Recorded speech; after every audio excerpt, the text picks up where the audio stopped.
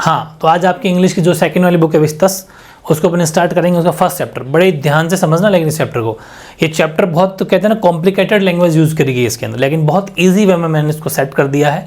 पहले पूरी कहानी जानेंगे, पूरी स्टोरी दिमाग में फिट हो जानी चाहिए, फिर कहीं से भी क्वेश्चन बनो कोई फर्क नहीं पड़ता, ठीक है। और कंप्लीट इन वन शॉट एक ही क्लास में कंप्लीट कर लेंगे। क्या क्या पढ़ेंगे इस चैप्टर में अपन? कंप्लीट चैप्टर समरी पढ़ेंगे, इंपॉर्टेंट क्वेश्चन आंसर पढ़ेंगे, और चैप्टर का नाम है आपके द थर्ड लेवल, जो कि जैक फिनी की तरह लिखा गया है। जैक फिनी इसका राइटर है, ऐसा मान लीजिए, ठीक है। Composed bye. पहले अपन कहानी जानते हैं। कहानी से पहले थोड़ी सी बातें बता दूं कि जैसे कि आज की जनरेशन है, आज का इंसान कितना परेशान है, हर तरह से डरा डरा सा महसूस करता है। वो खुली छत के नीचे, मतलब खुला आसमान देखना चाहता है, क्योंकि इतनी भयंकर भीड़, पॉल्यूशन, मतलब ये जब से first world war, second world war जो हुआ था, पहला विश्व युद्ध और दूसरा विश्व युद्ध, उनसे पहले जो ज़िंदगी जिया करते थे लोग, वो लाइफ अब नहीं है। अब उतनी सिक्योरिटी नहीं है। जैसे कि लड़कियां बाहर जाती है तो असुरक्षा का भाव महसूस करती है, और रात को अगर लेट हो जाए तो असुरक्षा का महसूस करते हैं लोग। चोरी डकैती का लोगों को डर है, हर तरह से लोगों को डर है। बस ये उस चैप्टर में वही बताया गया कि इंसान जो है कितना परेशान है, बहुत असुरक्षा, बहुत कहते हैं ना कि डरा हुआ सा, सहमा हुआ सा है, और हर तरह से मतलब परेशान है। लेकिन हर इंसान एक खुले आसमान के नीचे एक आज़ादी ज़िंदगी जो जीना चाहता है, ऐसा है। लेकिन हाँ, हर कोई प्रयास नहीं कर रहा है, ये चीज़ है। तो ऐसे ही है ये। एक्चुअली क्या होता है कि जो रेलवे स्टेशन होते हैं, और रेलवे स्टेशन के ऊपर आप टाइम टेबल की सारणी देखते होंगे कि फला ट्रेन इतनी बजे आएगी, ये ट्रेन इतनी बजे आएगी, सब पूरी समय सारणी लगी रहती है। वैसे ही यहाँ पर भी है। ये जो हैं एक जो इस चैप्टर में जो है चार्ले, वो भी एक तीसरी मंजिल की कल्पना कर रहा है, थर्ड फ्लोर की। एक्चुअली में थर्ड फ्लोर होती नहीं है, ये एक इमेजिन किया हुआ है उसके लिए, ठीक है। जो कि थोड़ा सा परेशान है, अवसादग्रस्त है। ये अपने एक फ्रेंड है इसका, जो कि खुद एक मनोचिकित्सक है, उसकी बातें सुन के भी ये कहता रहता है। बड़ी मज़ेदार स्टोरी, बड़ी ध्यान से सुनना इसको, है ना। एक्चुअली बात ये है कि न्यूयॉर्क सेंट्रल और न्यूयॉर्क, न्यू हेवन और हार्टफोर्ड रेल रोड्स के जो अध्यक्ष थे, उन्होंने समय सारणियों के ढेर की शपथ खा करके ये कह दिया कि केवल 2 ही समय सारणियाँ हैं। इसका मतलब कि 2 ही फ्लोर है भाई, हर फ्लोर के ऊपर एक समय सारणी लगी होती है, कौन सी ट्रेन कितने बजे आएगी। इन्होंने कह दिया कि जितना भी हमारे पास कागज, इनकी शपथ खा के कहते हैं कि 2 समय सारणी, हमने आज तक यार यही काम किया है अध्यक्ष। लेकिन ये कहता है कि मैं कहता हूँ कि 3 है, ठीक है, क्योंकि मैं ग्रैंड सेंट्रल स्टेशन के तीसरे तल पर जा चुका हूँ। ये थोड़ा साइको है, ऐसा मान लीजिए, परेशान है। हाँ, मैंने ये स्पष्ट कदम उठाया है। मैंने अन्य लोगों के साथ साथ अपने मनोचिकित्सक मित्र, इनके इसका फ्रेंड है, मनोचिकित्सक है, वो साइकोलॉजिस्ट है, एक वो फ्रेंड है, उसके बारे में बात की। मैंने उसे ग्रैंड सेंट्रल स्टेशन पर तीसरे तल के बारे में बताया, और उसने कहा कि ये दिन में देखे गए स्वप्न का पूरा होना सा है। उसने कहा यार वाकई, जैसे अपन कोई सपना देखते हैं, रात को सपना जो होता है वो कहते हैं कि हकीकत नहीं होता, लेकिन दिन में अगर कोई सपना देखते हैं, इसका मतलब वो हमें जैसा कि और सपना सच हो गया, मतलब थोड़ा बहुत उसके ऊपर गौर किया जा सकता है। तो इसने भी, इसका फ्रेंड जो था, जो कि मनोचिकित्सक दोस्त था इसका, उन्होंने कहा कि हाँ बिल्कुल सही यार, दिन में सपना जैसा पूरा हो जाए ना, वो वाली बात है। मतलब वो भी इस तीसरी मंजिल के बारे में यस हो गया, एग्री करता है इस बात को। उसने कहा कि मैं अवसादग्रस्त था, इसके मित्र ने कह रहे हैं, ठीक है, चार्ली की फ्रेंड जो कि मनोचिकित्सक, वो कह रहा है कि मैं यार अवसादग्रस्त था। और ये सुनकर मेरी पत्नी बोले पागल सी होगी, लेकिन उसने, मनोचिकित्सक मित्र ने मतलब समझाया कि उसका मतलब ये नहीं था, उसका मतलब ये नहीं था कि तीसरी मंजिल है मैं वहाँ पर जाऊँगा और वहाँ पर गया हुआ हूँ, और ऐसा नहीं था। वो ये कहना चाह रहे हैं कि ये संसार जो है ना, वो असुरक्षा, डर, युद्ध, चिंता, इस तरह की सभी दूसरी चीज़ों से भरा हुआ है, इसलिए वो थोड़ा खुला जाना चाहता है यार, वो है मेरा कहने का मतलब, बोले, ठीक है। और मैं बस उन सब से बच निकलना चाहता हूँ। खैर कौन नहीं चाहता बच निकलना, कौन परेशान रहना चाहता, कोई भी नहीं रहना चाहता, ठीक है। मैं जानता हूँ कि प्रत्येक व्यक्ति बचना चाहता है, ये चाहता ऊपर लिखा, बचना चाहता है, परंतु वह ग्रैंड सेंट्रल स्टेशन के किसी तीसरे तल पर भटकते ही नहीं है। यहाँ पर तीसरा मतलब है कि इस माहौल से बाहर निकलना, थोड़ा अलग तरह की ज़िंदगी जीना, वो है तीसरा मंजिल। एक्चुअल में तीसरी मंजिल है नहीं वहाँ, ये सिर्फ इमेजिन किया हुआ है, ठीक है। उसने कहा लेकिन कारण यही है, और मेरे सभी मित्र इस बात से सहमत हो गए। उन्होंने दावा किया कि प्रत्येक चीज़ इसी ओर संकेत करती है। उदाहरण के लिए मेरा डाक टिकट संग्रह करना, डाक टिकट जो है उनको इकट्ठा करना, मतलब वास्तविकता से एक अस्थायी शरण ही तो है, ठीक है, हो सकता है, परंतु मेरे दादाजी को तो वास्तविकता से किसी शरण की आवश्यकता नहीं थी। मतलब इनके जो दादाजी थे वो दूसरे और प्रथम विश्व युद्ध के पहले के टाइम पर अपना लाइफ जिया करते थे, तो वो ये कहते हैं कि उनको इस तरह से कहीं और शरण लेने की ज़रूरत नहीं थी, जैसे कि मेरे को कहीं शरण लेने की ज़रूरत है, क्योंकि वो इतने परेशान थे ही नहीं। प्रथम विश्व युद्ध, सेकंड विश्व युद्ध, ये वही नहीं थे, लोग शांति से रहते थे, बड़े बड़े दिन और बड़ी बड़ी रातें होती थी। इसका मतलब क्या होता है बड़ी दिन और बड़ी रातें होने? इसका मतलब टाइम नहीं, ज़्यादा काम नहीं था, लोग फ्री बैठते, आराम से गार्डन लॉन में बैठते, बातें करते, ये सब बातें, ठीक है। जहाँ तक मैंने सुना है उनके दिनों में सब कुछ बहुत अच्छा और शांतिपूर्ण था, मतलब दादाजी के टाइम पर। और उन्होंने ये संग्रह शुरू किया था जो अब मेरा है। ये एक अच्छा संग्रह भी है। अमेरिका के द्वारा अधिकृत रूप से जारी किए गए प्रत्येक डाक टिकट के 4 खाने, पहले दिन के कवर्स और इसी प्रकार अन्य भी। ये काम ठीक है, चलो ठीक है। आप जानते हैं कि रूजवेल्ट भी डाक टिकट संग्रह करते थे, ठीक है, डाक टिकट संग्रह रूजवेल्ट भी करते थे। खैर छोड़िए, मैं बताता हूँ कि ग्रैंड सेंट्रल पर क्या हुआ। पिछली गर्मी के मौसम में एक रात में मैंने कार्यालय में देर तक काम करता रहा।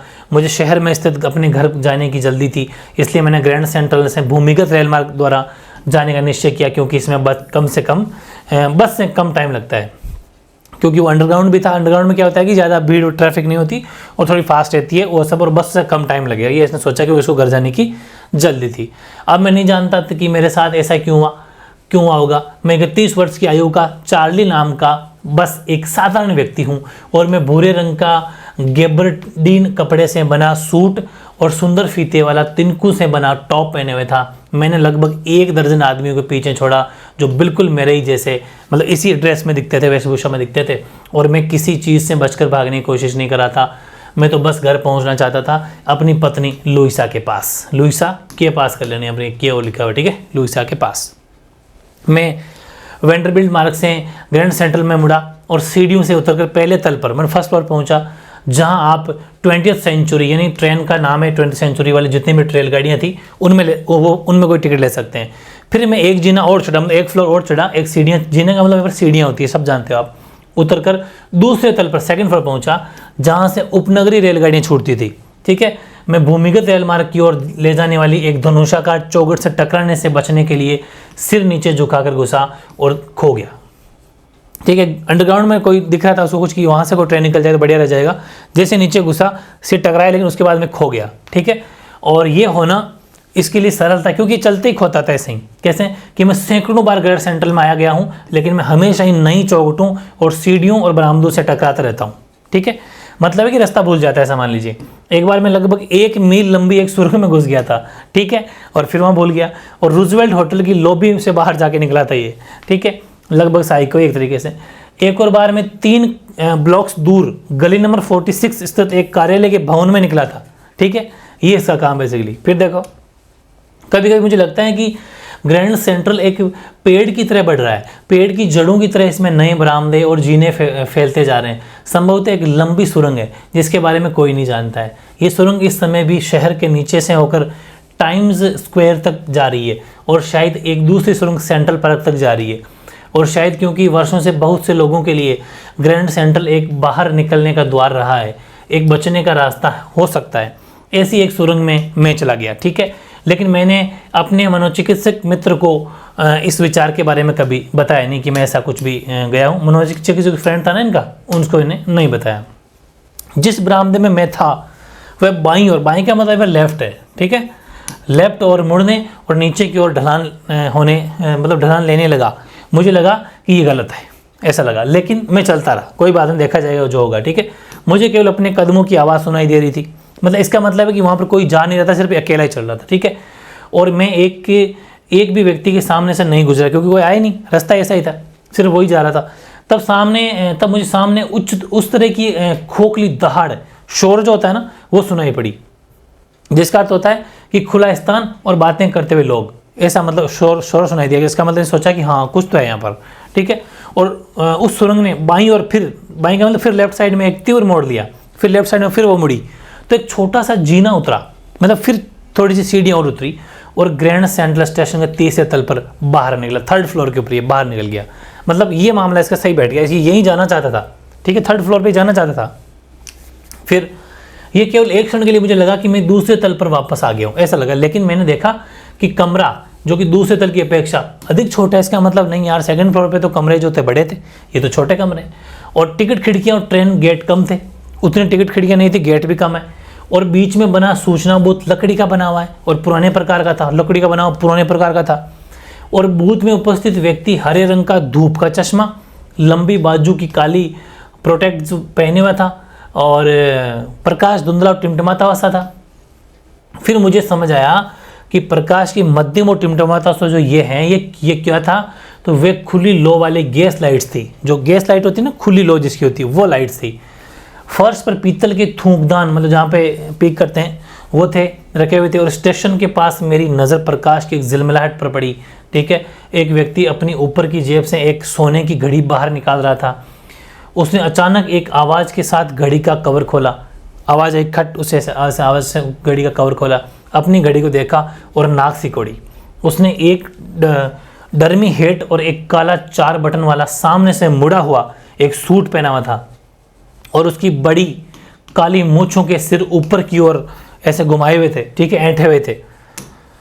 फिर मैंने चारों नज़र डाली और देखा कि स्टेशन पर प्रत्येक व्यक्ति ने 1890 के दशक की तरह 1890 1890s 1890 का मतलब 1890 1890s के जो हैं दशक की तरह ही पोशाक पहनी थी। 1890 में जो लोग वैसी ड्रेस पहनते थे वैसी ड्रेस पहनी हुई थी। मैंने अपने जीवन में कभी इतनी अधिक दाढ़ियाँ, कलमें और अजीब मूछें नहीं देखी थी। ट्रेन के दरवाजे से होकर एक महिला अंदर आई, मतलब स्टेशन में आई। वह भेड़ की टांगों जैसी, ठीक है, भेड़ की टांगों जैसी आस्तीन वाली पोशाक पहनी हुई थी। उसने अपने ऊंचे बटन वाले जूतों तक लंबी स्कर्ट पहनी हुई थी। उसके पीछे बाहर से रेल की पटरियां पर मैंने एक रेल इंजन की झलक देखी। रेल का इंजन देखा मैंने। ये बहुत छोटा, यानी जैसे अपन बोलते हैं करियर इंजन था। उसकी चिमनी कीप के आकार की जैसी थी। और फिर मुझे समझ में आ गया। ठीक है, सुनिश्चित करने के लिए मैं एक अखबार बेचने वाले लड़के के पास बैठा, मतलब गया, और उसके पैरों के पास पड़े अखबारों के ढेर को देखा। उसके पैरों में अखबार पड़े थे खूब सारे, उसको देखा तो ये द वर्ल्ड, उस अखबार का कंपनी कौन सी थी? The world. ठीक है, जैसे राजस्थान पत्रिका, दैनिक भास्कर, वैसे द वर्ल्ड का अखबार था। और द वर्ल्ड वर्षों से नहीं छपा है। द वर्ल्ड तो वर्षों छपता ही नहीं है। ठीक है, इसमें मुख्य समाचार राष्ट्रपति क्यूलैंड, जो कि 1890 उस टाइम पर थे, के बारे में था। ये पृष्ठ मुझे सार्वजनिक पुस्तकालय की फाइलों में मिला है और ये 11 जून 1894 का छपा था। उसके बाद में ये छपा ही नहीं अखबार, ये उसको मिला वहाँ पर। फिर मैं टिकट खिड़कियों पर मुड़ा, ये जानते हुए कि यहाँ ग्रैंड सेंटर के 30 तल पर मैं वे टिकट खरीद सकता था जो लुईसा मेरी पत्नी और मुझे संयुक्त राज्य में जहाँ हम चाहते ले जा सकते थे वर्ष 1894 में। उस टाइम की बात है, ठीक है, ले जा सकते थे। और मैं गैल्सबर्ग इलिनॉइस की 2 टिकटें चाहता था, वहाँ पर जाना चाहता था ये। ठीक है, क्या आप कभी वहाँ गए हैं? ये क्वेश्चन मार्क लगा हुआ है। अब यह भी एक अद्भुत कस्बा है जिसमें पुराने तरीके के लकड़ी के ढांचे पर बने घर, बड़े लॉन और विशाल पेड़ हैं जिनकी शाखाएं ऊपर मिलकर गलियों की छत बनाती हैं। और 1894 में गर्मियों की शामें अब 2 गुनी लंबी थी। क्यों थी? क्योंकि आराम से लोगों के पास में काम नहीं था ज़्यादा, कोई प्रेशर नहीं था, कोई लोभ लालच नहीं था, अतः लोगों के पास में अधिक खाली समय था और लोग बाहर अपने लॉन में बैठ जाते थे। एक शांत संसार में सब और उड़ते जुगनों के बीच पुरुष शिगार पीते पीते शांति से बातें करते हुए, महिलाएं ताड़ के पत्तों से बने पंखे झुलाती थी, मतलब जलती हुई वहाँ वापस जाना, जबकि प्रथम विश्व युद्ध होने में अभी 20 वर्ष थे।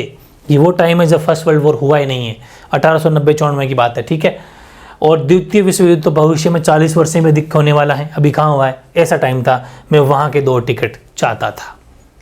ठीक है, फिर देखो, क्लर्क ने हिसाब लगाया, किराया बताया, परंतु उसने मेरे टॉप के सुंदर फोते पर नज़र डाली। उसने किराया बता दिया और मेरे पास एक और के रास्ते के लिए 2 टिकटें खरीदने के लिए पर्याप्त पैसा भी था, लेकिन पैसा अलग था। ठीक है, जो उस टाइम पर चलता था वही पैसा चाहिए, मतलब पुराने वाला, अभी वाला नहीं।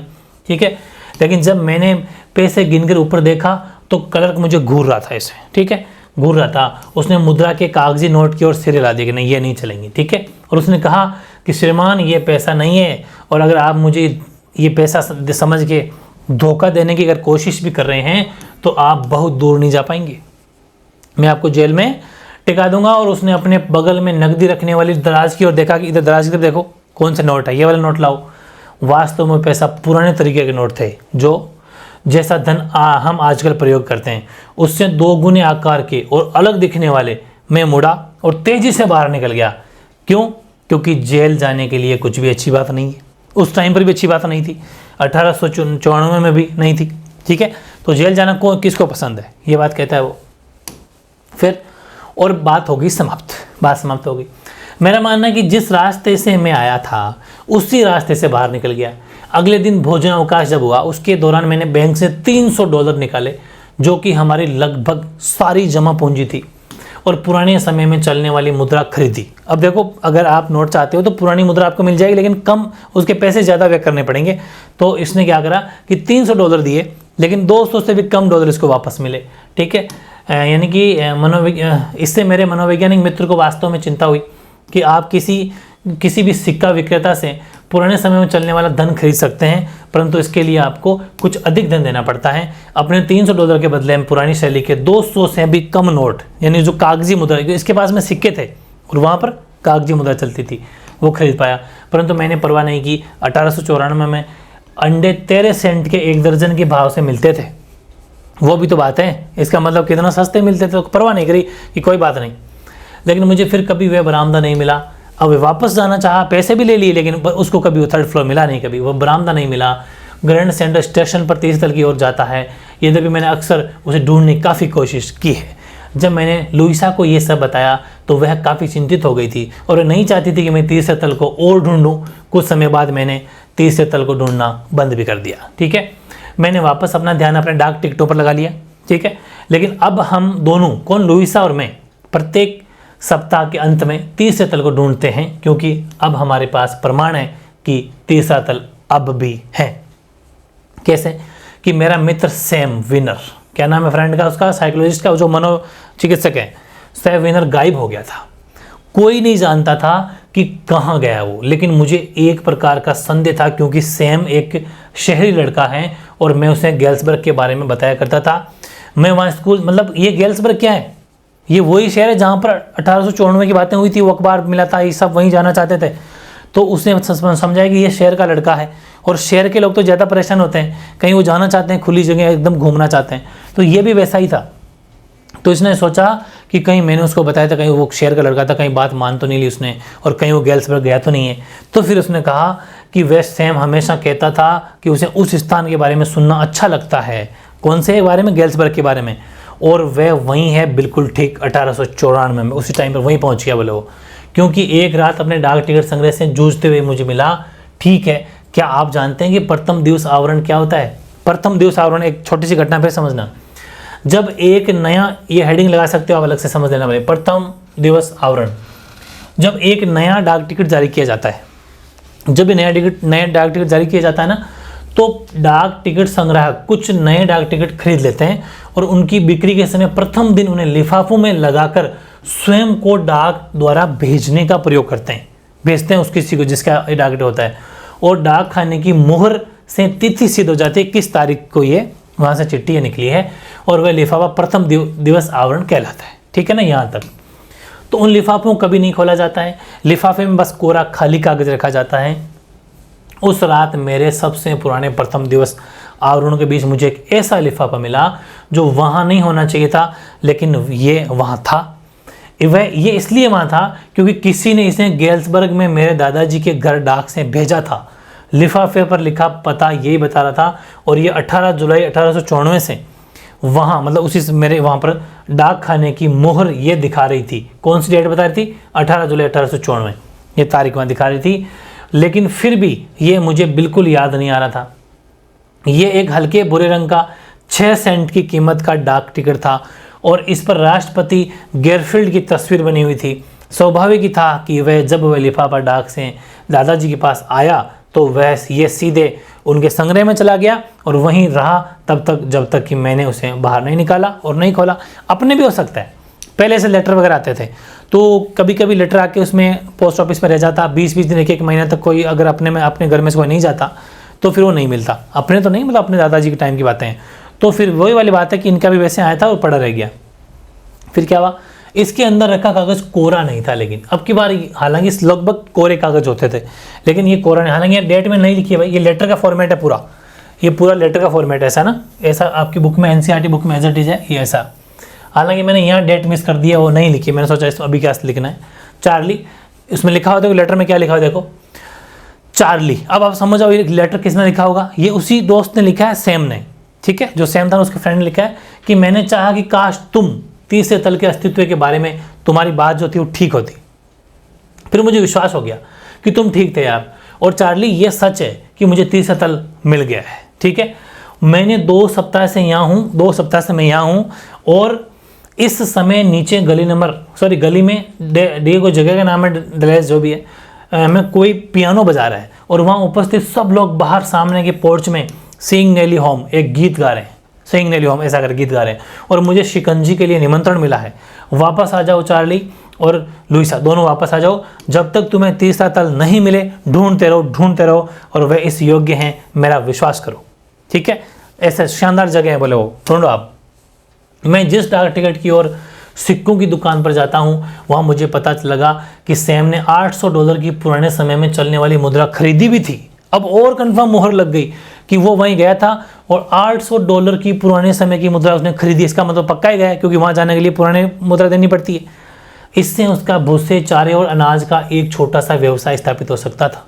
अभी अगर इतना पैसा उसने खर्च करके उस जगह चला गया, वो जिसमें इतना बड़ा व्यवसाय हो सकता था, लेकिन उसने व्यवसाय नहीं देखा, उसने ज़िंदगी जीना देखा था कि मुझे सुखी ज़िंदगी जीनी है, न कि लालची ज़िंदगी। ठीक है, वह हमेशा कहता था कि वास्तव में यही करना चाहता था, और निश्चित रूप से वह अपने पुराने व्यवसाय में तो वापस जा भी सकता है। 1854 में गेल्सबर्ग, और ये 2 शहर थे जहाँ दोनों जाना चाहते थे, गेल्सबर्ग और इलिनॉइस में। तो ठीक तो नहीं, उसका पुराना व्यवसाय क्या आप जानना चाहते हैं क्यों? सैम मेरा मनोचिकित्सक था।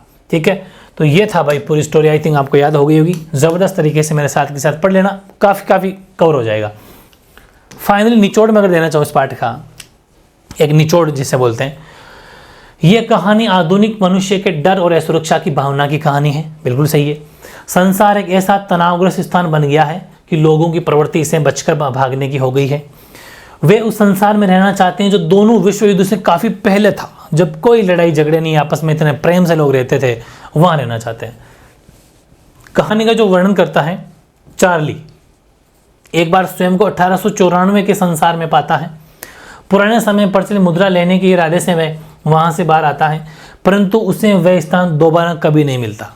ठीक है, जहाँ से वो आता था। फिर उसका मनोचिकित्सक मित्र सैम अचानक गायब हो जाता है। चार्ली को उसका यानी कि सैम का एक पत्र मिलता है, जो भी मैंने पढ़ा था। उस पत्र से चार्ली को पता लगता है कि सैम 1894 के संसार में है। बचकर भागने की लालसा इतनी तीव्र थी कि एक मनोचिकित्सक भी इसका शिकार हो गया। सोचो, एक मनोचिकित्सक साइकोलॉजिस्ट अगर भाग जाए तो आम इंसान तो क्या ही कर सकता है। वो भी इस संसार से दुखी है, भाग गया बच के। उसने स्वयं को एक काल्पनिक शांत संसार में पाया। उसने कह दिया कि जहाँ मैं हूँ बहुत ही शांत संसार है, तू भी आ जा, उस तीसरी मंजिल की सर्चिंग पे लग जा, मिलेगा तेरे को भी। आपको सिलेक्टेड क्वेश्चन जो वेरी इंपॉर्टेंट बोर्ड के एग्जाम में आए हुए आने के पूरे चांस नहीं, कुछ एक्स्ट्राज है, 4-5 ज़्यादा नहीं है।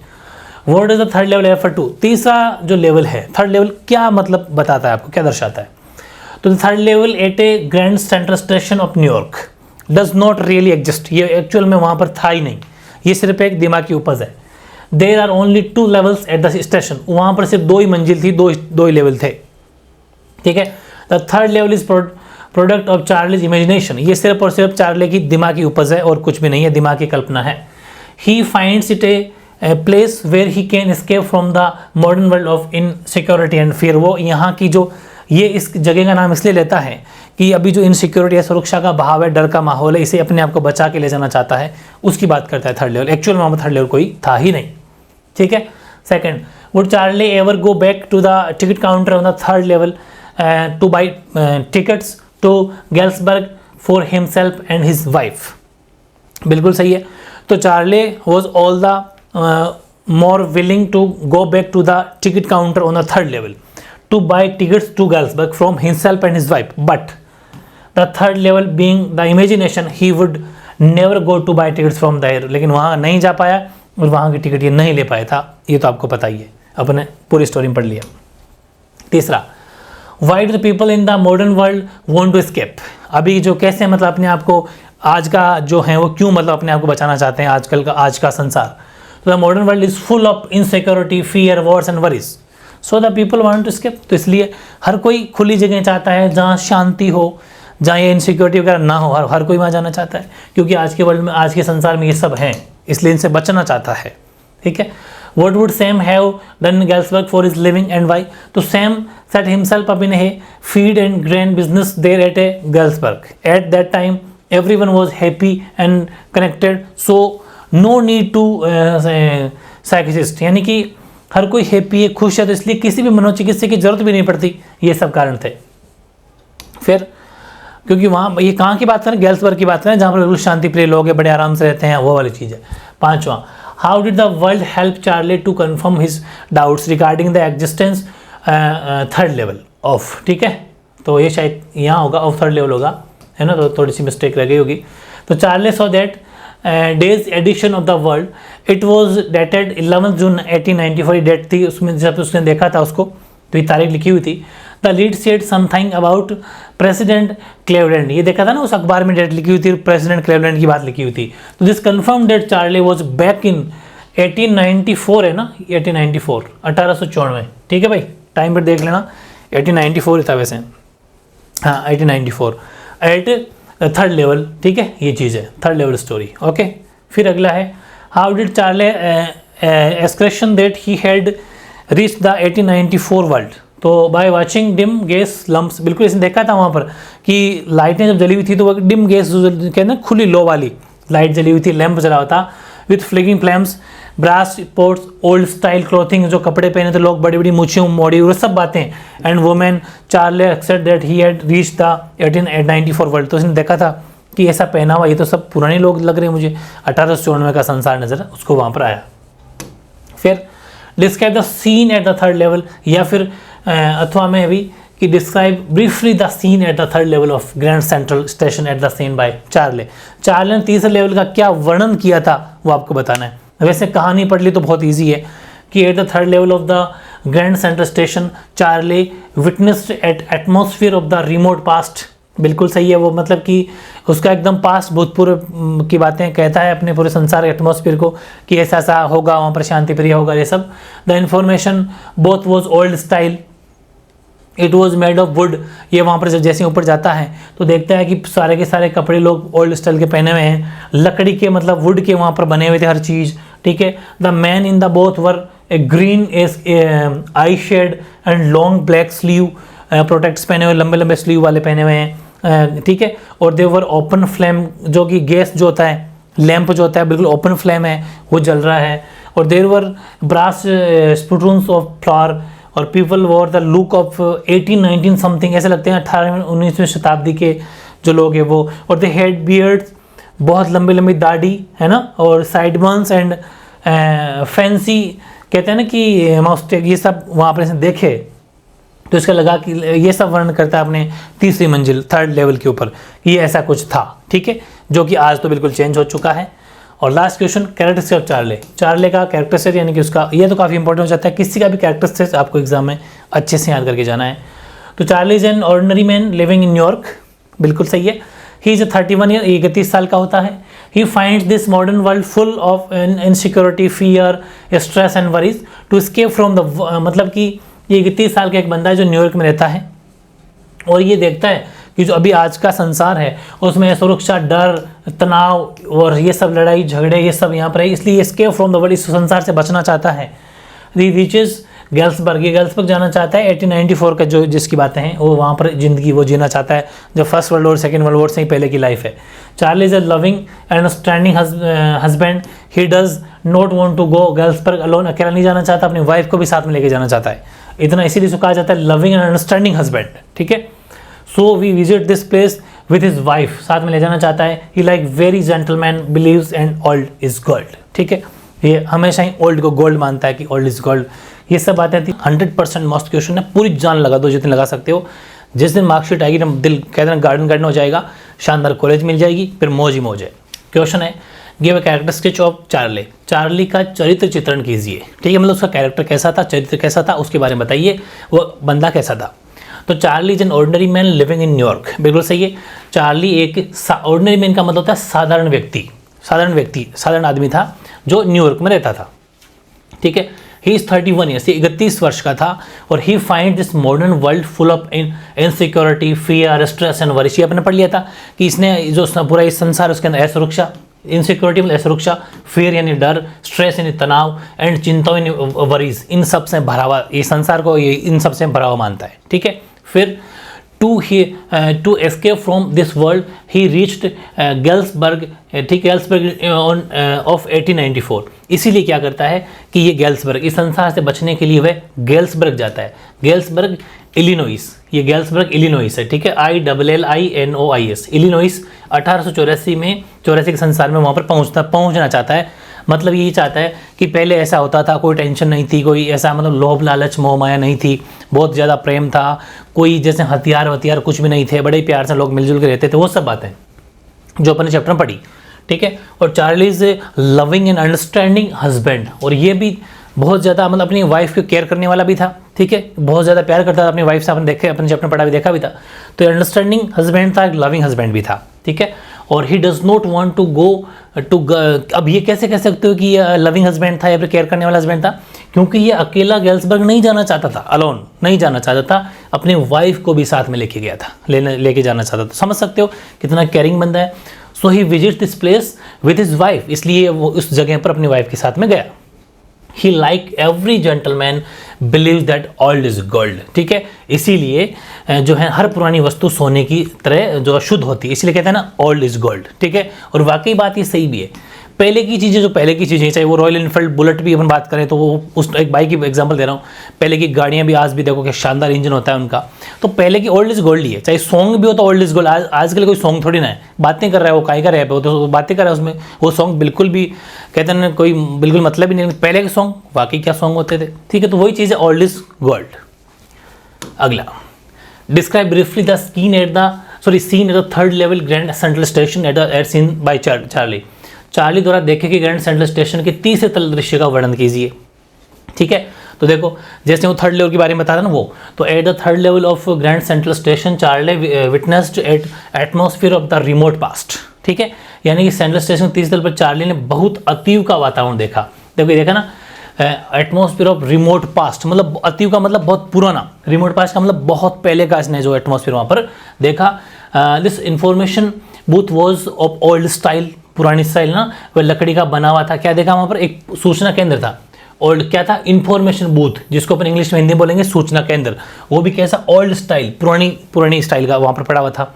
ठीक है, और it was made of wood, जो कि लकड़ी का बना हुआ था।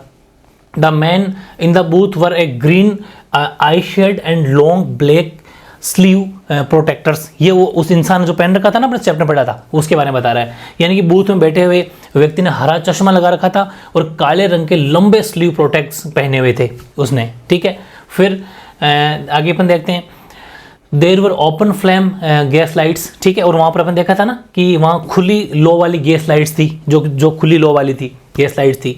और people wrote the look of 1819 something, ऐसा लग रहा था जो लोग थे, जो है ना पीपल, वो 1890 दशक के वहाँ पर वेशभूषा वो लोग पहने हुए थे। और फिर अपन बात करते हैं, दे हैड बियर्ड्स और side bones and fancy must में, जो उनके दाढ़ियाँ बड़ी हुई थी, कल में लंबी लंबी थी, और अनेक प्रकार की सजावटी मूछें थी। मतलब जो पुराने लोग रहते थे उस टाइम की जैसे के लोग, उनको वहाँ पर इसने देखा, जो पहले के लोग रखते थे। ठीक है, सिंपल। तो ये बहुत इंपॉर्टेंट क्वेश्चन, इजी याद हो गया आपको। फिर how can Charlie reaching the third level A walking dream wish fulfilment. Charlie का तीसरे तल पर पहुंचना एक दुआ स्वप्न इच्छा के पूरे होने जैसा कैसे था, बताइए। तो देखो, Charlie is reaching the third level was a walking dream wish fulfilment. बिल्कुल सही बात है, चार्ली का तीसरे तल पर पहुंचना एक अच्छे दुआ स्वप्न के पूरे होने जैसा था, उसके सपने का साकार जैसा ही था, क्योंकि वहाँ पर एकदम शांति थी, वो सब बातें। ठीक है, तो यानी कि this third level was a place of peaceful past. बिल्कुल सही बात है, एकदम शांत माहौल था वहाँ पर, है ना, यानी शांतिपूर्ण अतीत का एक स्थान था। Here he could buy tickets to Galesburg. Galesburg उसने टिकट भी खरीदा। फिर हिड पास्ट हिज चाइल्डहुड, है ना, यानी कि जो उसने जहाँ उसने अपना बचपन बिताया था वहाँ ये जाना चाहता था। So Charlie felt very good about that, इसलिए चार्ली को वह बहुत अच्छा लगा।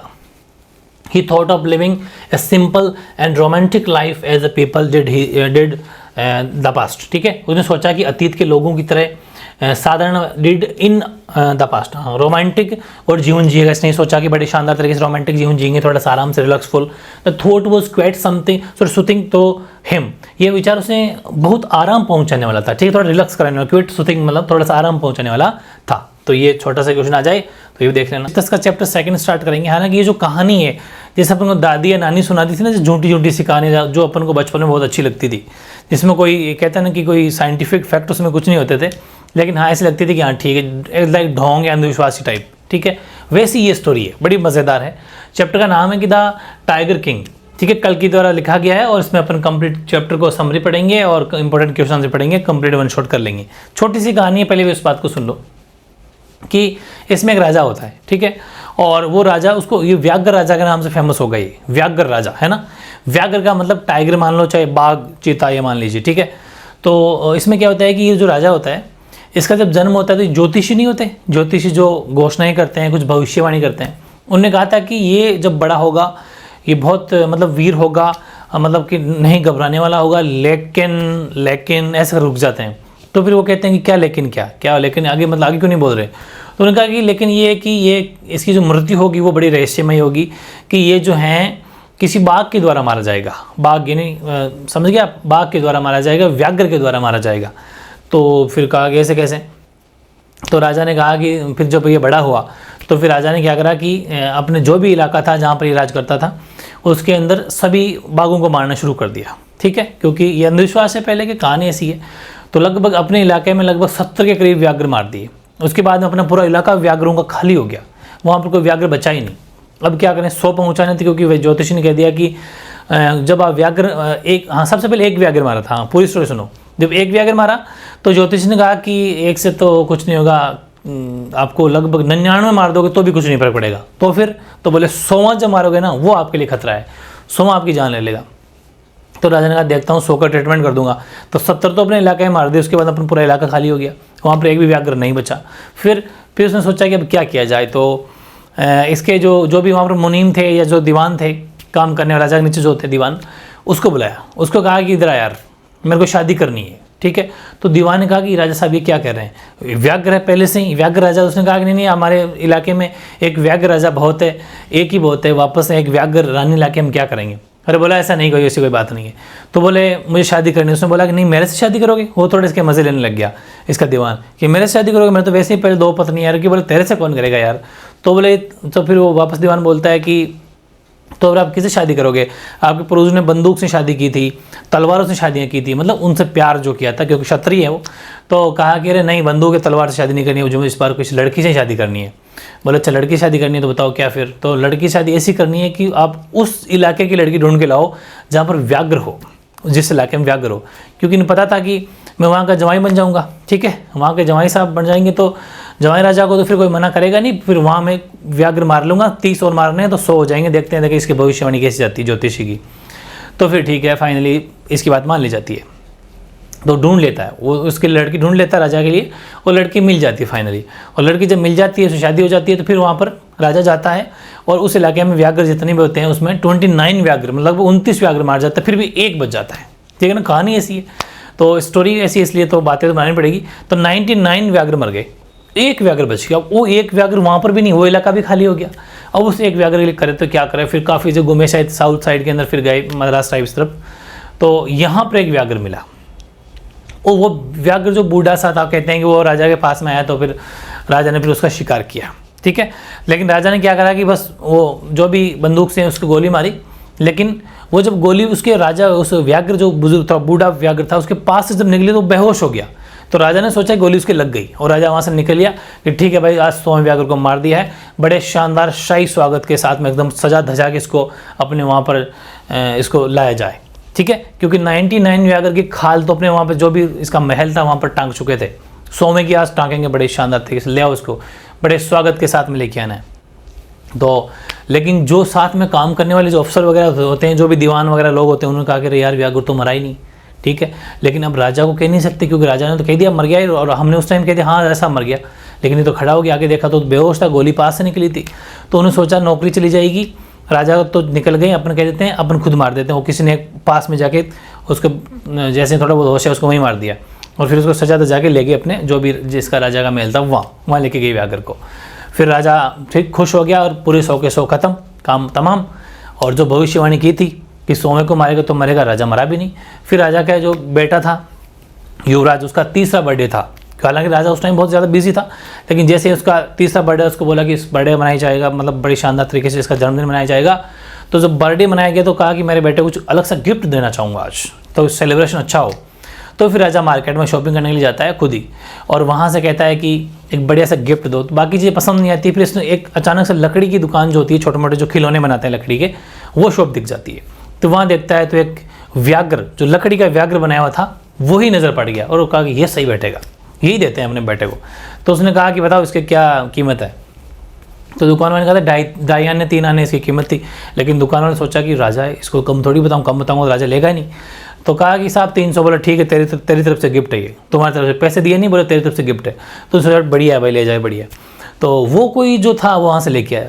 फिर उस खिलौने को, जो लकड़ी का जो व्याघ्र था, उसको घर पे लाया, और जैसे घर पे लाया, हाथ में लिया, तो उसकी जो फांस होती है ना, लकड़ी में छोटी मोटी फांस हो जाती है, तो किसी अनाड़ी का बनाया हुआ था। हालांकि जो लकड़ी के काम करने वाले तो एकदम शानदार फिनिशिंग करते हैं, लेकिन कोई अनाड़ी होगा जिसने कोई कसर रख दी होगी, स्टोरी में ऐसा लिखा हुआ है, ठीक है। तो फांस उस राजा के कहते हैं कि हाथ में घुस गई, तो राजा ने उस फांस को निकाल दिया खींच के, ठीक है।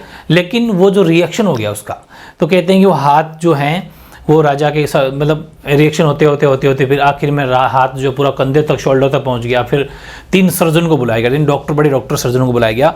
फिर उन्होंने उसका हाथ को काटना पड़ा, या फिर ऑपरेशन करना पड़ा, आई थिंक, है ना। तो ऑपरेशन करना पड़ा। तो फिर डॉक्टरों ने कहा कि चलिए ऑपरेशन सक्सेस हुआ, और बाहर आते हैं जैसे ऑपरेशन करके, और बाहर आके जनता को कहते हैं कि बिल्कुल ऑपरेशन सक्सेस हुआ और राजा साहब की डेथ हो गई, ठीक है। क्योंकि ऑपरेशन सक्सेस हो, फिर राजा की डेथ हो गई, मतलब समझ गए होंगे आप। कुल मिला के ये है कि वो 100वां व्याघ्र ऐसा था जो भविष्यवाणी की गई थी, वो वाकई सही निकली, और 100वें व्याघ्र ने ही राजा की जान ले ली एक तरीके से। तो ये ऐसी फनी स्टोरी है जो अपन अभी देख लेते हैं ना। और इसमें छोटे मोटे बीच में राजा थोड़ा गुस्से में हो जाता है, क्योंकि 99 के बाद में एक व्याघ्र नहीं मिलता है, तो फिर वो अपने दीवानों पर भड़क जाता है कि नहीं, मुझे 100वां व्याघ्र चाहिए, ढूंढो चाहे कैसे भी हो जाए, ये सब बात है। तो बड़ी इंटरेस्टिंग सी स्टोरी है एकदम, जो अपन दादी नानी सुनाती थी, जो अपन को अब अगर सुनाए तो विश्वास नहीं होता। पहले तो विश्वास होता था, छोटे थे, लेकिन अब ऐसा लगता है। तो देखते हैं एक बार। शुरुआत में तो थोड़ा सा ऐसा ही लिखा हुआ है, हालांकि ज़्यादा है भी नहीं। प्रतिबंधपुरम के राजा इस कहानी के नायक हैं। उन्हें मानवीय जमींदार अर्थात जनरल, ये सब उनके नाम है। इनको तो आप देखो तो देख लो, वरना कोई खास है नहीं, इस नाम से जाना जाता था। ये सब हो गया। और इसका सीधी कहानी जो शुरुआत करेंगे अपन को यहाँ से करनी चाहिए। ये राजा के बारे में ये कहा गया था कि ये बच्चा बड़ा होकर, जो राजा है ना वो, कि बड़ा होकर योद्धाओं का योद्धा, नायकों का नायक, विजेताओं का विजेता बनेगा, ये कहा गया। लेकिन इतना कहकर उन्होंने क्या करा, बोलने का साहस नहीं किया। जब उन्हें अपनी बात जारी रखने के लिए बाध्य किया गया, तब ज्योतिष ने आश्चर्यजनक बात कही, क्या, कि ये एक रहस्य है जिसे जरा भी प्रकट नहीं किया जाना चाहिए। ऐसा ज्योतिष ने कहा, नहीं आप ज़्यादा मत पूछो, मैं बस ये ऐसा होगा, लेकिन रुक गए। तो बोला नहीं बोलो आगे, बात क्यों नहीं प्रकट कर रहे हो आप।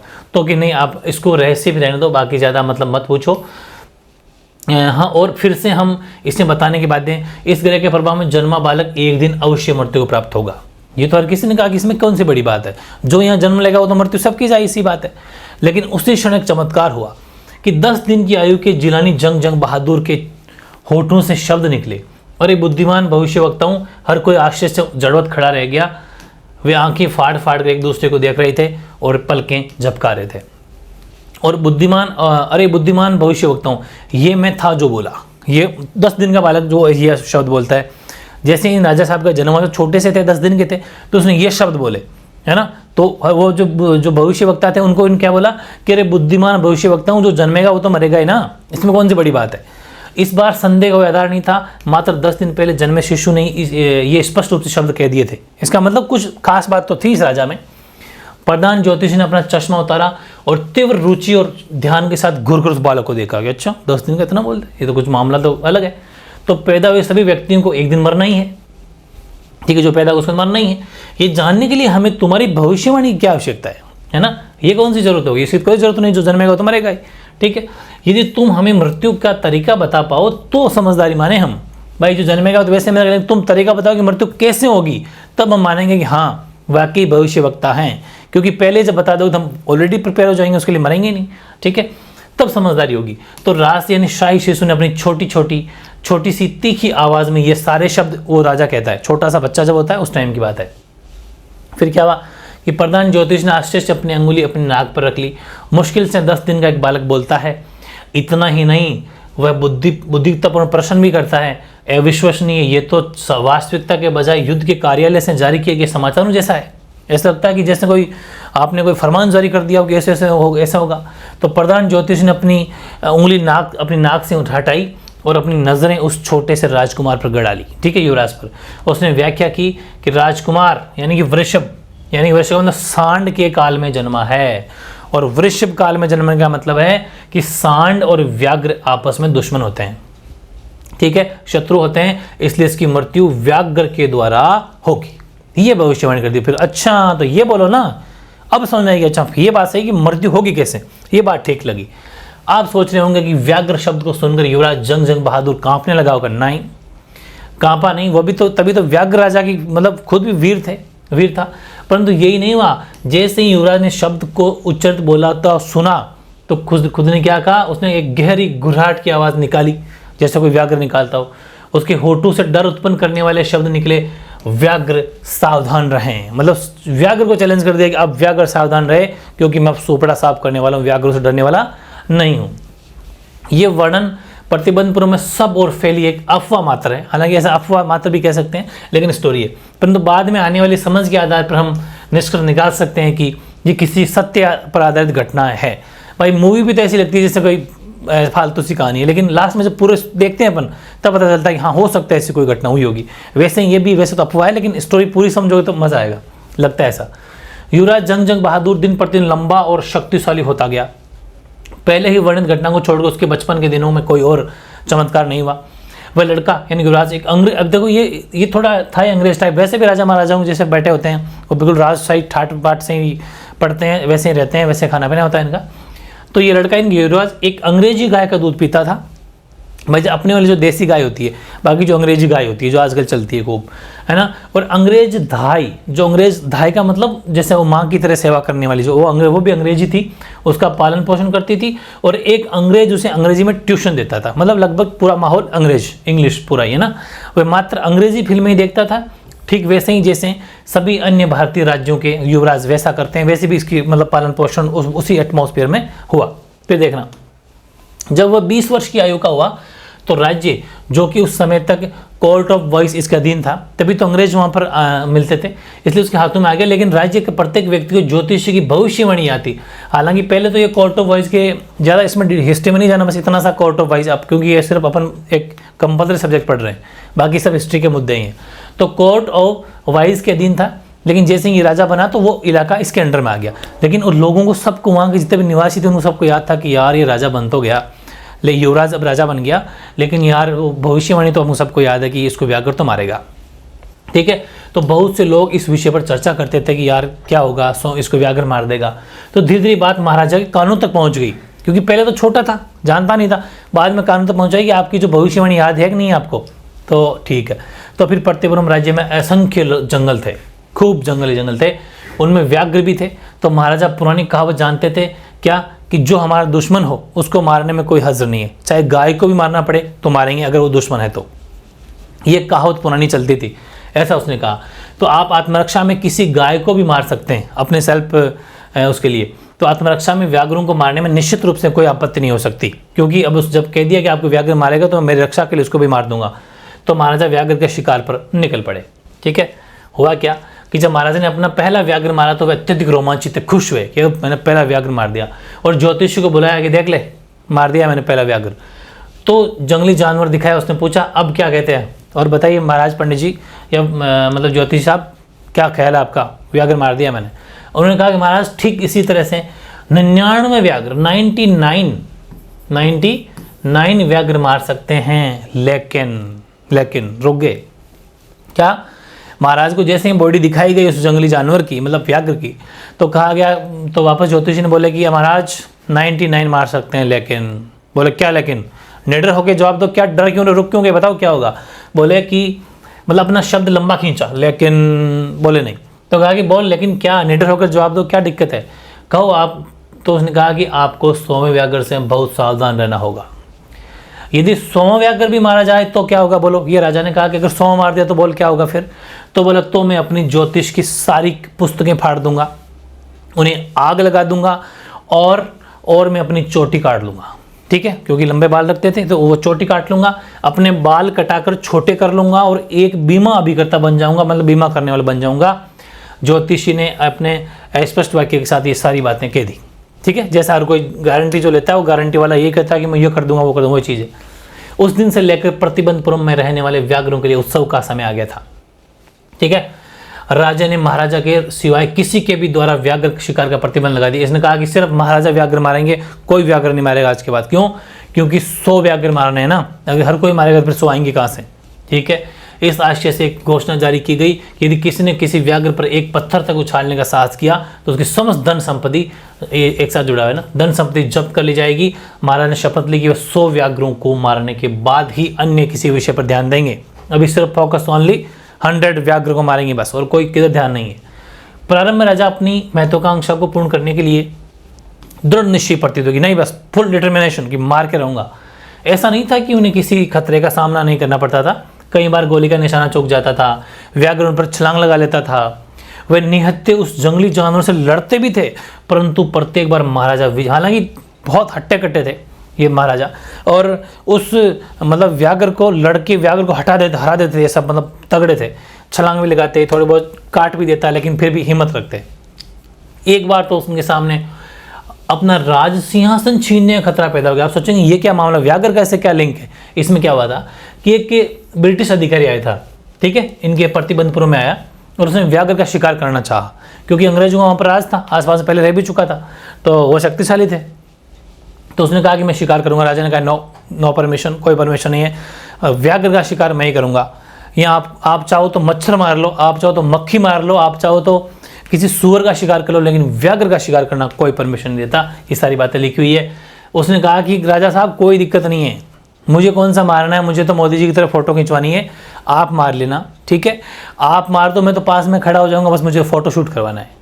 राजा ने सोचा कि बात तो सही है, मैं मार लूँ तो फिर लेकिन गलती हो जाएगी। बोले क्या कि कल को हर कोई अंग्रेज आएगा कि मारो, फिर बैठेगी नहीं बात, फिर उनसे मैं कैसे, ये तो चलो मान गया कि आप मार लेना, लेकिन आप परमिशन मत दो ना, ऐसा कह दो कि कोई मार नहीं सकता, ना मैं मारूँ ना किसी को मारने दो, ना फोटो खिंचवाने दो।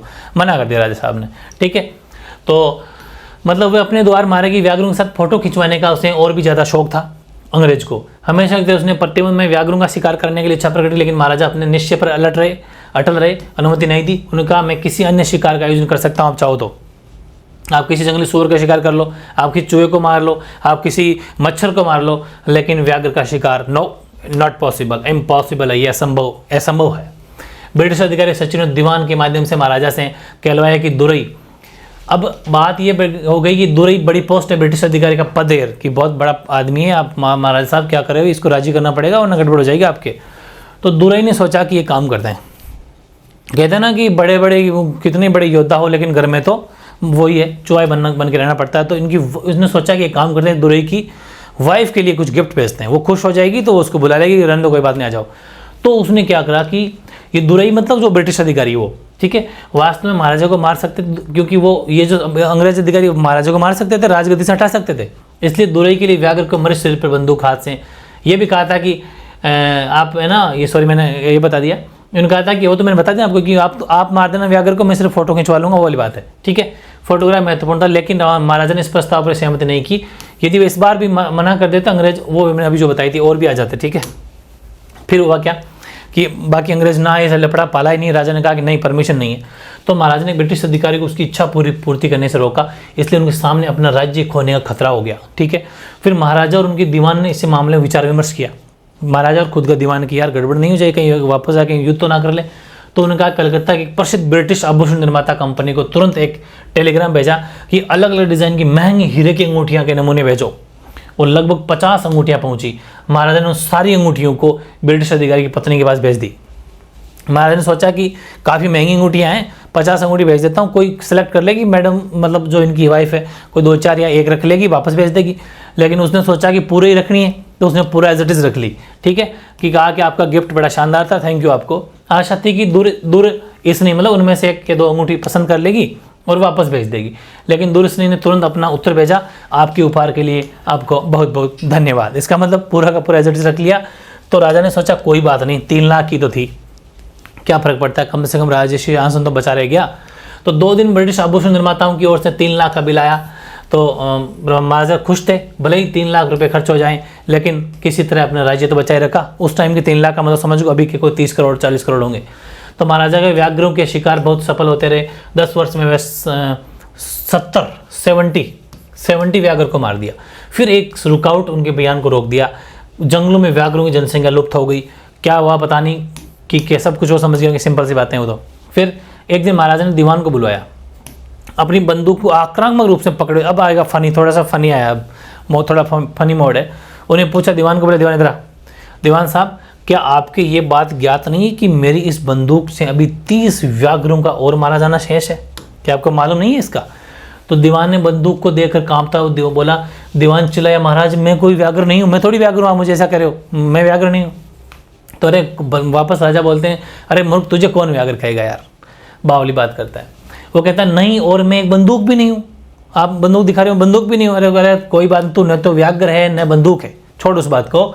लेकिन दीवान साहब, मैंने तुम्हें यहाँ एक अलग उद्देश्य से बुलाया है, मैंने विवाह करने के लिए बुलाया है। अब फिर वो दीवान सोचता है कि मेरे से विवाह करेंगे क्या? वो थोड़ा बावड़ा सा था। दीवान और अधिक बड़बड़ाने लगा, महाराज मेरी पहले से ही 2 पत्नी है, मैं आपसे विवाह कैसे करूँगा? तो फिर उसने, अरे बकवास मत कर, बकवास बंद कर, मैं तुमसे विवाह क्यों करूँगा, मुझे तो बस एक व्याघ्र चाहिए। तो फिर वो दीवान सोचता है, व्याघ्र से शादी करेगा क्या? महाराज कृपया एक बार और सोच लीजिए, आपके पूर्वजों ने तलवार से विवाह किया, यदि आप चाहे तो बंदूक से विवाह कर लें। इस राज्य के लिए एक व्याघ्र राजा ही बहुत है, मतलब आप खुद व्याघ्र राजा हो, वही बहुत है, इसे साथ में एक व्याघ्र रहने की आवश्यकता नहीं है। ठीक है, ये पूरा फनी मोमेंट है। फिर वो कहता है, महाराज ने जोर से ठहाका लगाया, मतलब तेज हंसा और कहा, रहे मैं किसी व्याघ्र या बंदूक से विवाह नहीं करूंगा रे, बल्कि एक मनुष्य जाति की लड़की से विवाह करने के बारे में सोच रहा हूँ। पहले तुम हमारे देश के अलग अलग राज्यों में व्याघ्रों की जनसंख्या के आंकड़े एकत्रित करो कि कहाँ पर व्याघ्र ज़्यादा है, पता लगाओ। ठीक है, क्या किसी बड़ी व्याघ्र जनसंख्या वाले राज्य परिवार की लड़की जिसे मैं विवाह कर सकूं, फिर लड़की का पता लगाएंगे उस इलाके में। तो दीवान ने उसके आदेश का पालन किया और उसने एक बड़ी व्याघ्र जनसंख्या वाले राज्य विवाह होने लड़की ढूंढ ली। ठीक है, तो महाराजा जंग बहादुर जब अपने ससुर के यहाँ जाते 5-6 व्याघ्रों को मार के आ जाते। ठीक है, 5-6 मार के कुल मिला के 100 पहुँचाना था। ठीक है, इस तरह प्रतिबंधपुर में महल के स्वागत की कक्ष दीवारें थी, वो 99 व्याघ्र, 99 सब दीवारों पर 99 व्याघ्र लाला के उनकी खाल सुसज्जित बिल्कुल सजा दिया उसको। जब महाराजा की 100 की संख्या पहुंची, 100वें को मारना था तब प्राप्त करने के लिए बस एक व्याघ्र बचा, तो चिंता चरम पर पहुंच गई। क्वेश्चन आ सकता है, चिंता कब चरम पर पहुंची? कि जब 99 को मार के 100वें को मारने की बारी आई, जब चिंता चरम मतलब टॉप लेवल पर पहुंच गई, क्लाइमैक्स पे पहुंच गई। उन्हें दिन में यही विचार और रात में यही स्वप्न आया। अब तक तो उसके ससुर के राज्य में भी व्याघ्रों के शून्य, अब वहाँ ससुर के भी 29 सीधे मर गए, सब कुछ बचा ही नहीं। अब करे तो क्या करे, कहीं भी व्याघ्रों को पाना इम्पॉसिबल हो गया। फिर केवल एक और व्याघ्र की आवश्यकता थी। यदि महाराजा बस उस एक जानवर को मार पाते तो उसके बाद में मतलब व्याघ्रों शिकार भी करना छोड़ देंगे वो। इनका ये प्लानिंग ये थी कि बस 100 मार दूँ, उसके बाद मैं नहीं मारूंगा। लेकिन उन्हें अंतिम व्याघ्र से पूरी तरह सावधान रहना था। सौवर्गीय, अब तो इसका मतलब ये है कि ज्योतिषी साहब भी पहुँच गए ऊपर, वो भी मर चुके हैं। ज्योतिषी सौवर्गीय प्रधान ज्योतिषी ने क्या कहा था कि 99 व्याघ्रों को मारने के बाद ही महाराजा को 100वें व्याघ्र से सावधान रहना चाहिए। ये बात याद थी, सही था, सत्य ही था। आखिरकार व्याघ्र एक जंगली जानवर है और किसी को बच के रहना चाहिए, बात तो सही है, डर कर रहना चाहिए। लेकिन वह 100वां व्याघ्र कहाँ मिलता था? व्याघ्र का दूध ढूंढना एक जीवित व्याघ्र ढूंढने से अधिक सरल लग रहा था। ऐसा लगा भैया मिलेगा कहाँ, करें तो क्या करें। इस प्रकार महाराजा दुख में डूब गए। लेकिन शीघ्र ही वे सुखद समाचार मिला जिसने उनके दुख को दूर कर दिया। उनके अपने राज्य में एक ही पहाड़ी गांव था। ठीक है, और पहाड़ी गांव में लगातार भेड़ें अक्सर कम होती जा रही। इसने सोचा कि इसका मतलब पक्का यहाँ पर कोई व्याघ्र है, तभी भेड़ों को खा रहा है वो, भेड़ें कम क्यों हो रही है। पहले तो ये पता राजा ने सोचा कि क्या पता ऐसा हो कि यहाँ खादर मियाँ साहब रहते हैं, खादर मियाँ साहब, या फिर उससे मान लो कि वीर स्वामी नायवर, एक ही बात है, वैसे मियाँ साहब समझ लो। वो मियाँ साहब रहते हैं, कहीं वो तो शिकार नहीं करें इन भेड़ों का, क्योंकि वो है ना, वो तो ये दोनों ही भेड़ों को पूरा निगल जाने की आपसी योग्यता के कारण प्रसिद्ध है। कौन कौन? खादर मियाँ साहब और वीरास्वामी नायकार, ये दोनों ही भेड़े खाते थे, ऐसा मान लो कि मीट खाते थे, तो उनको मारते थे। तो राजा ने सोचा कहीं वो तो नहीं खत्म कर रहे। निश्चित रूप से व्याघ्र अपना काम कर रहा था, लेकिन पता चला कि नहीं ऐसी बात तो नहीं है, व्याघ्र ही है। तो गाँव वाले महाराज को सूचित करने के लिए दौड़े। महाराजा ने उस गाँव को 3 वर्ष तक सभी करों की छूट की घोषणा की। चलो कोई टैक्स नहीं लेंगे आपसे, बस फ्री रहो आप, अब बताओ व्याघ्र कहाँ है। और तुरंत शिकार पर रवाना हो गए। व्याघ्र आसानी से नहीं मिला। ऐसा लग रहा था जैसे वह महाराजा की इच्छा की अवज्ञा करने के लिए जानबूझ के छिप गया हो कहीं पर, ऐसा लग रहा था। महाराजा की उतनी दृढ़ निश्चय थी, पूरे फिक्स कर लिया था कि बस अब तो मारना ही है। उन्हें जब तक व्याघ्र नहीं मिले तब तक जंगल से लौटना मना कर दिया कि जाऊंगा नहीं, बस मार के जाऊंगा। जैसे जैसे दिन गुजरने लगे गजरत महाराजा क्रोध और खतरनाक रूप से, मतलब हट्टी बन गए और क्रोध बढ़ता ही गया। बहुत से अधिकारियों की नौकरी चली गई धीरे धीरे। क्यों? गुस्सा आता। और वो 3 अधिकारी को भेजेंगे, जा रहा है व्याघ्र देख क्या नहीं मिलता तो भक्त तेरे नौकरी से निकाल देंगे, निकल। तो सभी जनों की नौकरियां छूट गई। ये करें तो क्या करें, बहुत सारे अधिकारी निकल गए क्योंकि व्याघ्र मिलता नहीं जंगल में। एक दिन जब महाराजा गुस्सा है तो अपनी चरम सीमा पर था गुस्सा, तो उन्होंने दीवान को बुलाया, तुरंत भूमि कर को 2 गुना कर कहा कि पूरी यहाँ पर जितना भी टैक्स है डबल टैक्स लगे, अब जनता बिल्कुल बेकार है, कोई हेल्प नहीं करा हमारी। तो फिर दीवान ने कहा कि यदि हम ऐसा करेंगे तो लोग असंतुष्ट हो जाएंगे, फिर हमारे राज्य की भारतीय राष्ट्रीय कांग्रेस का शिकार हो जाएगा, वो फिर हड़प लेगी हमारे यहाँ से। फिर क्या करेंगे? राजा ने कहा यदि ऐसा होगा तो तुम्हें अपने पद से त्याग पत्र देना पड़ सकता है। अब दीवान के फंस गई। दीवान सोचा गड़बड़ होगी भाई, तो अब तो ढूंढना पड़ेगा, कुछ भी हो जाए। तो दीवान इस बात से आश्वस्त होकर घर गया कि यदि महाराजा को शीघ्र ही व्याघ्र नहीं मिला तो परिणाम संकट लाने वाले हो सकते हैं। उसकी सांस में सांस तब आई जब उसने उस व्याघ्र को देखा जिसे मद्रास में स्थित पीपुल्स पार्क से लाकर उसके घर में छिपा कर रखा गया था। मद्रास में स्थित था पीपुल्स पार्क, वहां से लाके उसके घर में छिपा कर रखा गया था एक व्याघ्र को। वो उसकी याद आई कि उसको ले चलते हैं यार। आधी रात के समय जब शहर शांति सोवा था, सब सो रहे थे, तो दीवान और उसकी वृद्ध पत्नी व्याघ्र को घसीट कर कार तक लाए और उसे सीट पर धकेल दिया। दीवान स्वयं कार चलाकर उस जंगल तक ले गया जहां महाराजा शिकार पर आए थे। जब वे जंगल में पहुंचे तो व्याघ्र ने अपना सत्याग्रह शुरू कर दिया और कार से बाहर आने से मना कर दिया कि नहीं, बाहर नहीं निकलूंगा। ठीक है, तो उस जंगली जानवर को कार से बाहर नीचे जमीन पर धकेलने अपने प्रयासों में दीवान थक गया था, क्योंकि ये तो जंगली जानवर ताकत होती है तो कैसे निकाले।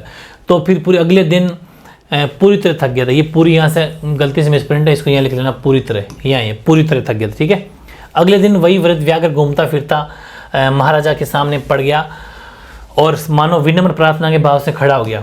मालिक, आपका मेरे लिए क्या आदेश है? तो महाराजा ने असीम आनंद के साथ उस जंगली जानवर पर सावधानी पूर्वक निशाना साधा बंदूक से। तो व्याघ्र कुचले हुए ढेर के रूप में भर कर गिर पड़ा। तो राजा ने सोचा मर गया, ये लो साहब 100वां इलाज हो गया। महाराजा बहुत खुश और उत्तेजना के अधीन होकर बोले, मैंने 100वें व्याघ्र को मार दिया है, मेरी शपथ पूरी हो गई है।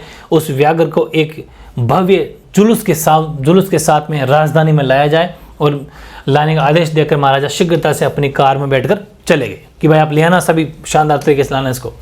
महाराजा के चले जाने के बाद शिकारी उस व्याघ्र को और पास से देखने के लिए व्याघ्र ने भी भौचक्केपन से अपनी आंखें गोल गोल घुमाते हुए उसे देखा।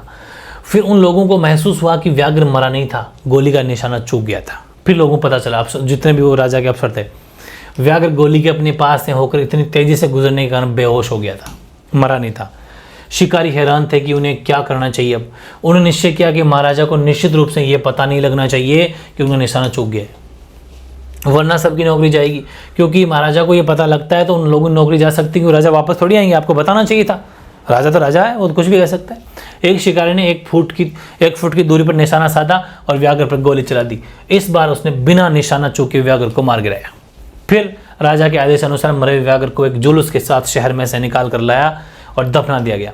उसके ऊपर एक मकबरा भी बना दिया गया क्योंकि 100वां था वो। कुछ दिन बाद महाराजा के पुत्र का 3रा जन्मदिन था, महाराजा के बेटे का 3रा बर्थडे था, तो मनाया गया। उस समय तक महाराजा, हालांकि उस टाइम पर महाराजा पूरे के पूरे व्याघ्र की तरफ ध्यान था, लेकिन अब महाराजा ने कहा कि चलो भाई 100 व्याघ्र मार दिए, अब बच्चे का बर्थडे मनाएंगे धूमधाम से। तो ध्यान व्याघ्रों के शिकार पर लगाया हुआ था, लेकिन उसके पास युवराज के लिए समय नहीं था। लेकिन अब राजा ने अपना ध्यान बच्चे की तरफ मोड़ा और उसने अपने बच्चे के जन्मदिन पर कोई खास उपहार देना चाहा। तो प्रतिबंधपुरम के शॉपिंग सेंटर में गया और प्रत्येक दुकान पर खोजा, लेकिन उसे कोई उपयुक्त उपहार नहीं मिला। अंत में उसकी एक नज़र एक खिलौने की दुकान में एक लकड़ी के व्याघ्र पर पड़ी और उसने निश्चय किया कि यही बिल्कुल सही, क्योंकि वैसे भी व्याघ्रों का दिमाग में व्याघ्र घूम रहे थे, तो यही ले गए थे। तो लकड़ी के व्याघ्र की कीमत केवल 2.25 आना थी, लेकिन दुकानदार जानता था कि यदि वे महाराजा को इतनी कम कीमत बता देगा तो उसे आपातकाल के नियमों के तहत दंडित किया जाएगा। इसलिए उसने कहा कि महाराज, ये व्याघ्र हस्तकला का एक दुर्लभ नमूना है, ठीक है, 300 रुपये में सौदा तेरा, ठीक है, चलो 300 रुपये में दे देंगे, ठीक है। तो ये बात हुई। फिर राजा ने कहा बहुत अच्छा, चलो ये तुम्हारी ओर से युवराज को उसके जन्मदिन पर भेंट हुई। और ये कहकर वे उसे अपने साथ ले गया। उस दिन पिता और पुत्र उस छोटे से लकड़ी के व्याघ्र, राजा और राजा का बेटा, दोनों खेल रहे थे। वह किसी अनाड़ी बढ़ई, जो बनाने वाला था अनाड़ी था, वो अनाड़ी बढ़ई के द्वारा बनाया गया था, तो उसकी सतह थोड़ी खुरदरी थी उस लकड़ी वाले व्याघ्र की, तो उस पर सब जगह लकड़ी की छोटी छोटी पतली फांसें पंखों की तरह खड़ी हो रखी थी। इनमें से एक फांस ने महाराजा के दाहिने हाथ में भेद कर दिया, मतलब घुस गई, और उसने अपने बाएं हाथ से उसे खींचकर बाहर निकाला और राजकुमार के साथ खेलता रहा। अगले दिन महाराजा के दाहिने हाथ में संक्रमण उत्पन्न हो गया। 4 दिन में यह संक्रमण उत्पन्न करने वाले घाव के रूप में विकसित हो गया और यह पूरी बाह में फैल गया। ठीक, मद्रास से 3 प्रसिद्ध सर्जन बुलाए गए। विचार विमर्श करने के बाद उन्होंने ऑपरेशन करने का निश्चय किया। ऑपरेशन हो भी गया। ऑपरेशन करने वाले तीनों सर्जन थिएटर से बाहर आए और उन्होंने घोषणा की कि ऑपरेशन सफल रहा, महाराजा की मृत्यु हो चुकी है। ठीक है, महाराजा की मृत्यु हो गई। इस तरह सौम्य व्याघ्र ने अंततः व्याघ्र राजा से अपना बदला ले लिया। ये स्टोरी एज लाइक बिल्कुल आपको ऐसी याद आ रही है जिसको नानी दादी हमें सुनाती थी, वैसी स्टोरी है। अगर ये स्टोरी दिमाग में फिट हो गई तो अब बताओ क्वेश्चन आंसर क्या करेंगे आपके सामने? कुछ भी नहीं करेंगे, सारे क्वेश्चन आंसर का आंसर दे दोगे। अभी देखना, अभी बताता हूँ। ठीक है, लेकिन एक बार थोड़ा निचोड़, पूरे चैप्टर का निचोड़ बता देता हूँ कि द टाइगर किंग एक वीर और हट्टी राजा की कहानी है। उसके जन्म के समय भविष्यवाणी की गई थी कि उसकी मृत्यु एक व्याघ्र बाघ के कारण होगी, इसलिए उसने सभी व्याघ्रों को मारने का निश्चय कर लिया। उसने बहुत निर्दयता से बहुत से व्याघ्रों को मार डाला। उसकी सनक ने बहुत से निर्दोष जानवरों की जान ले ली, लेकिन जो होना है वह तो किसी भी कीमत पर होगा, और ऐसा ही हुआ। इतने सारे व्याघ्रों को मारने के बाद भी उसकी मृत्यु एक छोटे से लकड़ी के व्याघ्र के कारण हुई। इस प्रकार एक निर्दयी राजा की मृत्यु हो गई जिसके हृदय में वन्य जीवों के प्रति बिल्कुल भी सहानुभूति नहीं थी। तो ऐसे व्याघ्र की तो मृत्यु होनी 100% तय है, होनी भी चाहिए। ये थी स्टोरी। ठीक है, अपन बात करते हैं। पहला क्वेश्चन है, व्याघ्र राजा कौन है, उसका ये नाम कैसे पड़ता है? ठीक है, यानी कि who is the tiger king और who does he get that name. तो सीधी सी बात है, कहानी आपने पढ़ रखी है। तो tiger king is the king of, जिसको इंग्लिश में बोल सकते हैं प्रबंधीपुरम। ठीक है, ये प्रबंधीपुरम का राजा था टाइगर। ठीक है, व्याघ्र राजा प्रबंधु राजा था। Eight the time of his birth, उसके जन्म के समय रॉयल एस्ट्रोलॉजर, उसके देखो रॉयल एस्ट्रोलॉजर्स का मतलब होता है जो राजा के दरबार में ज्योतिषी रहता था, जो वो। तो ठीक है, राज ज्योतिषी ने भविष्यवाणी करते हैं कि उसकी मृत्यु के कारण कोई व्याघ्र होगा। देखो, at the time of his birth मतलब जन्म के समय royal astrologers predict his death to caused by a tiger. साफ साफ इजी लैंग्वेज लिखी हुई है कि उसका जो मृत्यु होगी, डेथ जो होगी, वो किसी टाइगर के द्वारा होगी। Death to be caused by a tiger. ठीक, फिर when he grows up he hunts 99 tigers, यानी कि जब वह बड़ा मतलब जब 99 व्याघ्रों का शिकार करता है। इसीलिए तो, क्योंकि उसने भी कहा कि बस मेरे को तो ज्योतिषी की बात खराब, मतलब कहते नहीं खराब करनी है, खारिज करनी है, और मैं सारे व्याघ्रों को मार दूंगा तो मेरे को कैसे मारेगा। तो फिर फाइनली आपको पता है ना, killing so many tigers he gets the name of Tiger King. तो ज़्यादा व्याघ्रों को टाइगर को मारने की वजह से इसका नाम टाइगर किंग पड़ जाता है। ठीक है, सिंपल हो गया। तो 2 बातें पूछी थी, व्याघ्र राजा कौन था, कौन है, तो सीधी सी बात है प्रबंधीपुरम का राजा है, किंग है, और उसका नाम क्यों पड़ा टाइगर, क्योंकि उसने बहुत ज़्यादा टाइगरों को मारा था। Simple. Second, what miracle happens when the tiger king वो जस्ट एन इन्फेंट, यानी कि जब व्याघ्र राजा एक शिशु ही था उस समय वह मतलब क्या उसने चमत्कार क्या किया था। ठीक है, अपन ने सुना था। तो आपको पता है 10 दिन की एज के अंदर, at the age of 10 days, 10 दिन के बच्चे की क्या मतलब आप सोच सकते हैं अपन। लेकिन ये बड़ा चमत्कार किया इसने, क्या किया कि 10 दिन की एज में ये बोल गया, और the future tiger king ask the astrologers the cause of his death. और उसने अपनी जो है ना एस्ट्रोलॉजर जो था, जो वहाँ ज्योतिषी था, उसने क्वेश्चन पूछ लिया कि मेरी मृत्यु का जो है कारण पूछा कि मेरी मौत कैसे होगी बताओ। तो ये बड़ा चमत्कारी बात थी कि 10 दिन का बच्चा कैसे पूछ सकता है। ठीक है, तो चमत्कार हुआ। और all the people who listen to it were surprise, और सभी लोग, ऑल द पीपल का मतलब सभी लोग, हु लिसन टू इट, जिसने भी इसको सुना वह सभी सरप्राइज, आश्चर्यचकित थे। और सभी अपन भी आश्चर्य रह जाएंगे, 10 दिन की एज कितनी सी एज होती है। ठीक है, वेरी इंपॉर्टेंट क्वेश्चन ये भी। तीसरा, what prediction was made at the tiger king birth, जब व्याघ्र राजा के जन्म के समय क्या भविष्यवाणी क्या की गई थी बताओ। तो वो एक भविष्यवाणी की गई थी कि द टाइगर किंग्स बर्थ, यानी कि जब व्याघ्र जन्म हुआ था तो royal astrologers predicted that he would grow up as a great warrior, hero and champion. इसने कहा था कि बड़ा महान योद्धा बनेगा, नायक बनेगा, विजेता बनेगा। His death was predicted by cause by, लेकिन इसकी मृत्यु जो वो किसी व्याघ्र के द्वारा होगी। सिंपल है। अगला, narrate the ultimate end of the tiger king, tiger king अंत में जो अंत हुआ था इसका, जिसमें इसकी मृत्यु हुई थी, फाइनली किस हिसाब से मृत्यु हुई थी वो बता दो। मैंने लाइव टेस्ट में सारी बातें जोड़ भी रखी, तो आपका रिविजन हो जाएगा, लाइव टेस्ट एक बार वो दे लेना। देखो, one day the tiger king was playing with his son with a wooden tiger. पता ना, उसके वुडन टाइगर मतलब जो उसके बेटे का बर्थडे था, तीसरा बर्थडे था, तो लकड़ी का एक वो लेके आता है ना, तो उसी में कोई फांस फंस जाती है हाथ के अंदर और रिएक्शन कर जाती है। वही है, देख लो एक दिन जो टाइगर राजा वो अपने बच्चे के साथ खेल रहा था, वुडन टाइगर जो लकड़ी का बना हुआ टाइगर था उसके साथ खेल रहा था, तो its surface had rough thin piece of wood, जो उसकी जो सरफेस था जो थोड़ा लकड़ी का ना खुरदरे था, खुदरा सा था, तो उसमें कोई फांस जो होती है पतली सी वो फंस गई। One such piece passed his hand and made a wood which took his life, और उसकी कोई कहता है ना कि जब उसके एक हाथ में कुछ घुस गया और बाद में वो घाव बना दिया और इसके बाद में जो है डेफिनेटली उसकी जो प्राण ले लिए। सिंपल है। ओके, व्याघ्र राजा वाले चैप्टर से the prediction of the astrologers make about the manner of the tiger Kings death, how did the prediction come true, यानी व्याघ्र राजा की मृत्यु के बारे में ज्योतिषियों ने क्या भविष्यवाणी की थी, वह भविष्यवाणी किस प्रकार जो है सच भी हुई। छोटा क्वेश्चन है, शॉर्ट में भी आ सकता है, थोड़ा सा बड़ा के लॉन्ग में बन सकता है। सिलेक्टेड क्वेश्चन में लिए ओवरऑल अपना मामला बैठ जाएगा। The royal astrologers prediction was that the tiger king would be killed by Tiger, जो अपने पढ़ा था कि आपकी मृत्यु, एक ज्योतिष ने पहले कह दिया था कि आपकी मृत्यु एक टाइगर के द्वारा होगी।